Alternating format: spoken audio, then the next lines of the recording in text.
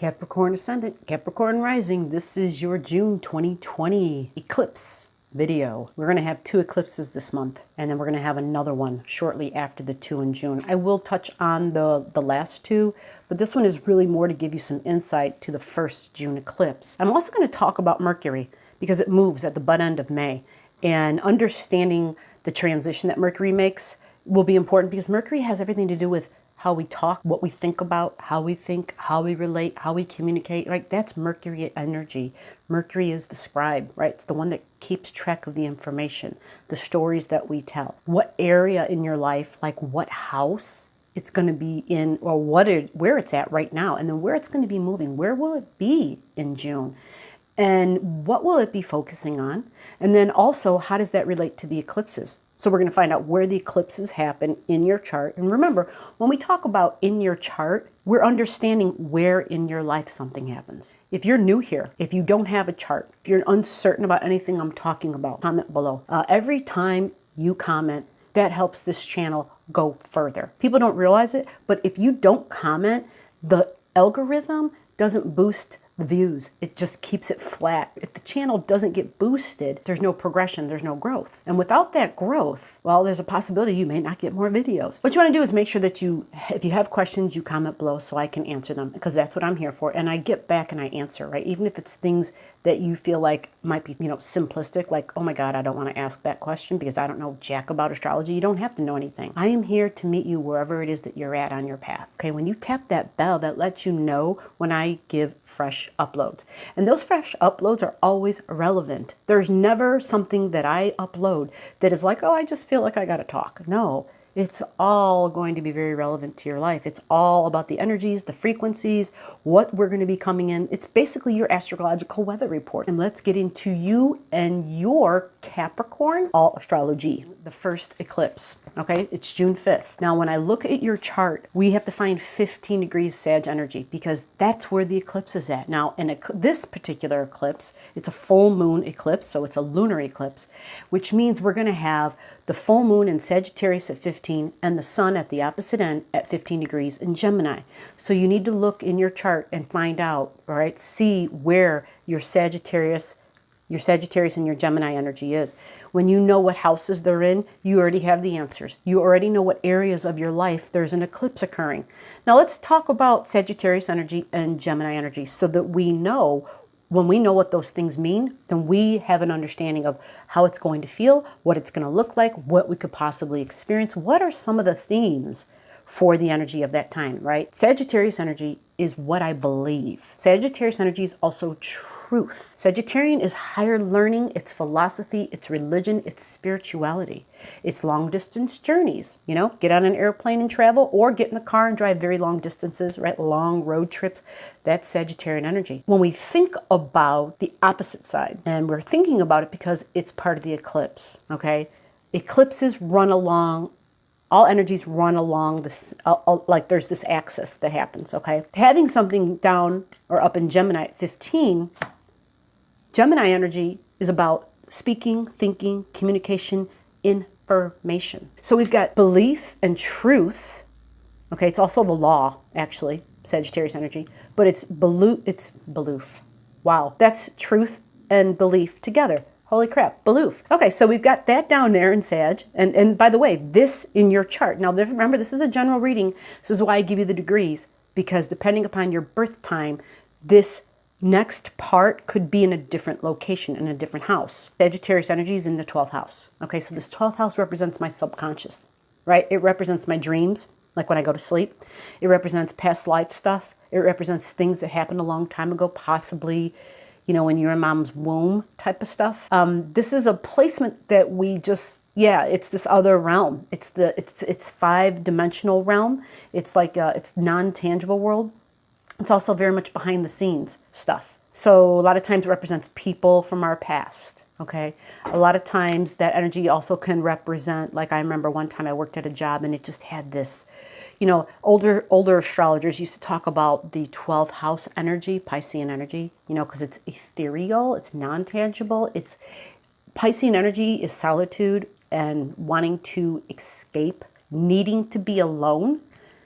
gaining strength by being alone, meditating, praying, music, things being beautiful, peaceful, very idealistic love, Jesus type of love.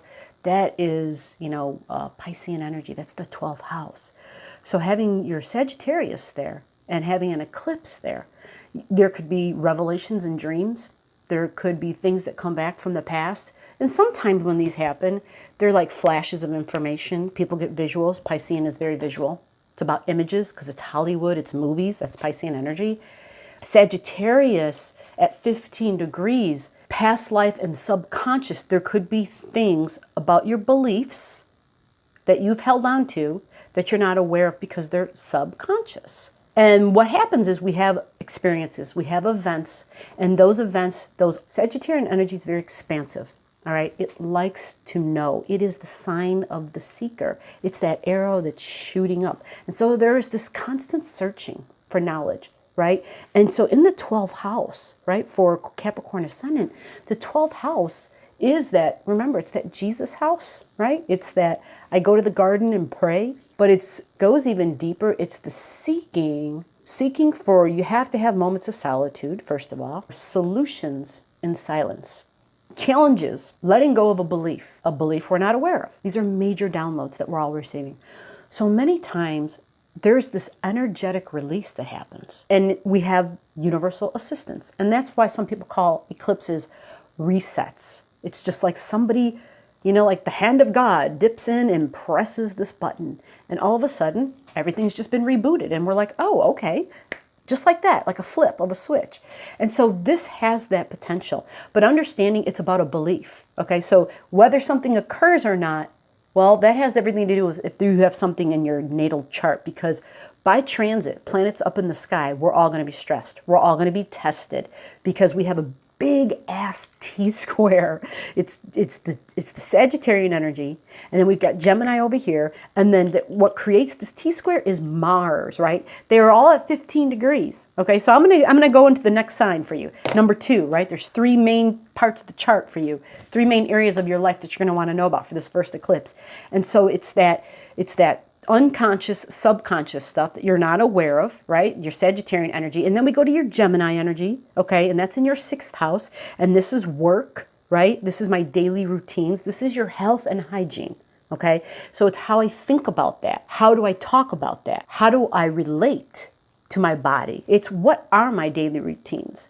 And this is a nice placement, actually, because you have Gemini in the 6th house, and they both share the same ruler, so they get along well. It operates pretty good here, actually. You have knowledge, you have thinking, you have ability to communicate and to relate and to speak and to keep track of, like, how to do things. You know how to get the job done. There's this whole how-to theme when it comes to having Gemini in the 6th house. Very much about hands, all right? Now, because the 6th house represents health, and because it's Gemini energy, see if you have anything at 15 degrees. Actually, see if we're going to use a 2-degree orb, so that's 2 degrees before the degree and 2 degrees after. So you want to see if you have anything at 13, 14, 15, 16, 17 degrees of Gemini. This will be important because you're going to have Mars, Mars is going to join in and going to add some stress and tension. And Mars tends to be a trigger, okay? It tends to make things difficult. Now, because it's in your house of health, all right, because your Gemini energy is in health, and Gemini represents our lungs, if Mars in Pisces is squaring that, don't be alarmed. This might be a time where you might be experiencing, some people who I've already been in touch with said, hey, I'm having a really hard time with my asthma, or people are coming down with pneumonia. It doesn't have to equal pandemic COVID-19 stuff, okay? It doesn't have to mean it's that. However, I would suggest highly to be very on point with your safe practices, okay? Because you're being tightly squared by this eclipse in your house of health. Make sure you're diligent with your hygiene routines, the washing of the hands. Make sure you're wearing the masks. And I see the chart, and I see, especially if you're in the United States, there's a video below seeing how the United States chart, how it fits into this eclipse.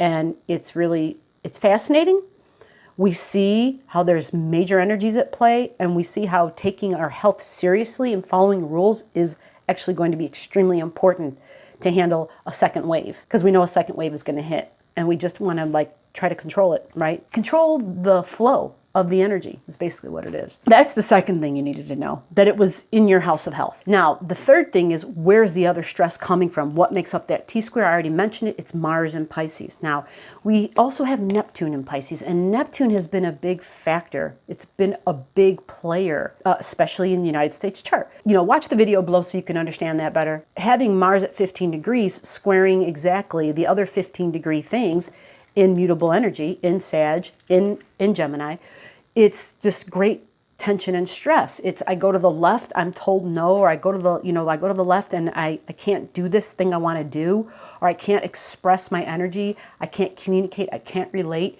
It's harsh. It's, I'm told one thing, but yet I believe something else, because remember, it's how I talk and speak and communicate, challenged by my beliefs. And it's really hard, because if it's an unconscious belief, it's like there's a gap, right? It's like there's a missing piece to the puzzle. And so frustration will definitely be a part of the picture, because Mars, first of all, is frustrated in Piscean energy, okay? So your Piscean energy over in your third house. Third house, what does that represent? It represents your thinking. It's the same as the Gemini energy. It's how you talk, think, speak, and communicate. That's Gemini energy. It's how you learn, okay? Learning at times, depending upon how something's presented, may be tricky for you, okay? Because you have Pisces in the third house. Piscean energy tends to slow things down because it's water, it's murky water. So it clouds things. It makes it hard to see the details.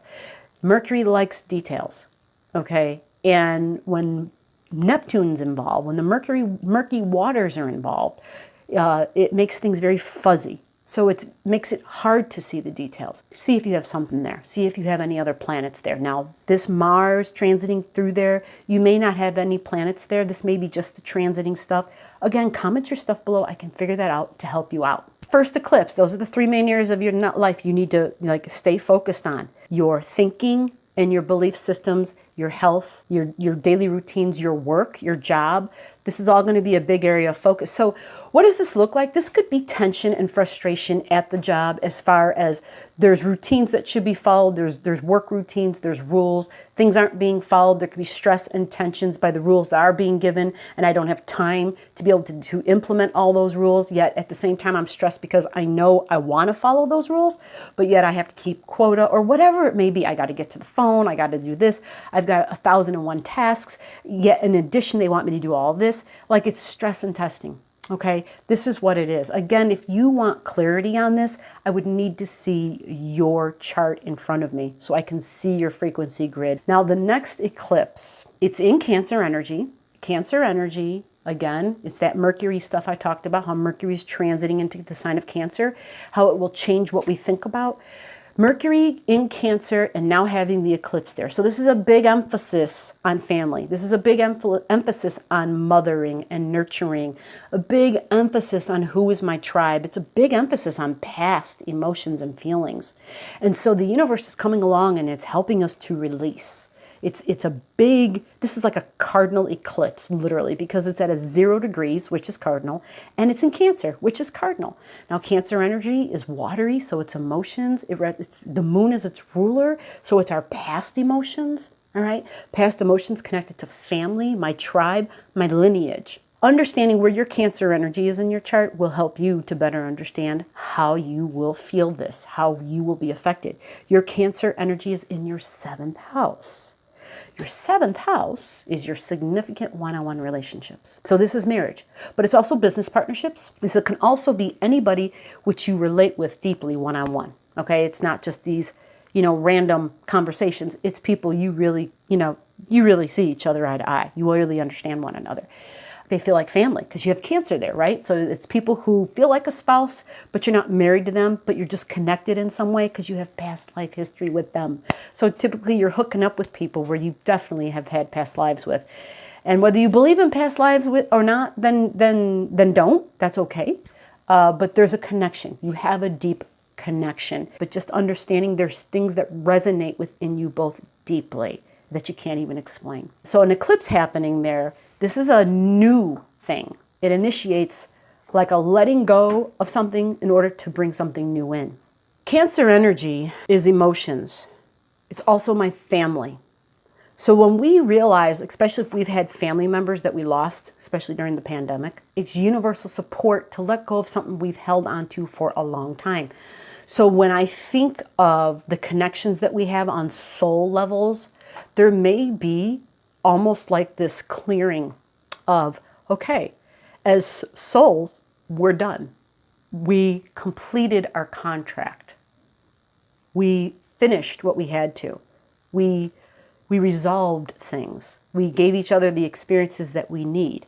Now remember, this is on a soul level. This isn't about, hey, we're, dissolving marriages. This isn't in the tangible physical. This is Cancer. It's emotional, all right? It really has a lot to do with our childhood too, because our Cancer energy is our fourth house, and this is that fourth house energy.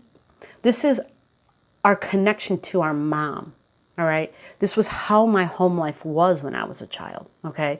So you can definitely think to it like that. Meaning maybe there's somebody you've met and there's something about them that reminds you of when you were growing up. Something of them that reminds you about your mom. Okay. Now it doesn't have to be just your mom. It's nurturing energy. And it's a feminine energy.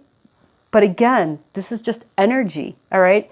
When we attach it to personalities, it makes no sense because then we limit the understanding. It could be lots of people have fathers in their life that were actually the nurturer in their family. Okay, so if that was you, then that is that. Okay, now the next eclipse is in Capricorn. This is the last one. Capricorn at 13, 14 degrees. So look in your chart, find out where your Capricorn energy is. Okay, see where it's at. Typically, you're Capricorn ascendant, Capricorn rising, so this is in your first house. Find out what's your degree. This is important, okay? Because if you have an eclipse that happens like on your ascendant, just like if you have an eclipse that happens on your descendant, many times those represent an ending of some sort and a beginning, meaning you could be moving. You could be getting new work because Capricorn represents our job, our career, our goals, and our ambitions. So a lot of times we get a new home because we got a new job, right? And we have to move for the job. Or a lot of times we lost where we lived. Like we just couldn't afford to stay there anymore. So we had to move. Well, once we moved, we then had to find a different job because we had to move away from our job, right? So it could look either way, but finding out where your ascendant, like what that ascendant degree is, will help you to really pinpoint this and to better understand it. If you want to further understand it, look for Saturn in your chart, your natal Saturn. Again, if you don't have your chart, so that when I say these things, if you don't have your chart, just comment below. I can help you out with that. But when you find Saturn, see what sign it's in. And then all you got to do is know about the sign that it's in. When you know that sign that it's in, it will help you to get some more meaning. So I'll give you an example. If I say, hey, where's Saturn in this chart? Okay, where is Saturn in this chart? The chart I'm looking at has Saturn in Aquarius. This is great because this is where we are right now. Saturn is in Aquarian energy. So Saturn in Aquarius, Saturn, first of all, is authority figures. All right, it's the boss. It's the one who sets the rules. That is Saturn. In Aquarian energy, Saturn is air. It's thinking, it's communication, right? It's groups, okay? But it is about freedom of the group. Okay, it's about making sure that the group has rights, that we can, because that's Aquarius energy, right? Aquarian is advancements for the group, advancements for humanity. Aquarian is very intelligent, very intellectual energy. So when Saturn gets there, it could restrict, it could happen a couple of different ways. It can restrict the advancements for humanity, but at the same time, it brings and regulates, it adds rules, because that's what Saturn does. So it brings rules in. And so that makes more sense when we think about the astrology of the times right now, knowing that we are living in a time where we're being told this is how you have to operate when you're a group. You can only have X amount of people. You can only, you've got to have a mask on. So you see real clearly what the example of Saturn in Aquarius energy looks like. So that would then give you more understanding for you as a Capricorn rising, what that Saturn would mean. So finding out where your private Saturn is. Okay, if you don't know, just comment below. I can find that out for you. I hope this has helped. If you have any questions, just let me know, and I will be glad, more than glad, to take a look for you.